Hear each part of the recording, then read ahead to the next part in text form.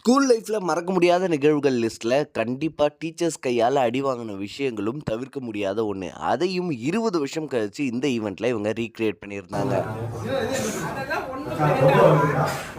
ஐயைய! அதெல்லாம் செய்யக்கூடாது. அதெல்லாம் செய்யவே தப்புப்பா. செய்யக்கூடாது. நீங்க அன்னைக்கு ஏதோ ஒரு இதுல இருந்தீங்க.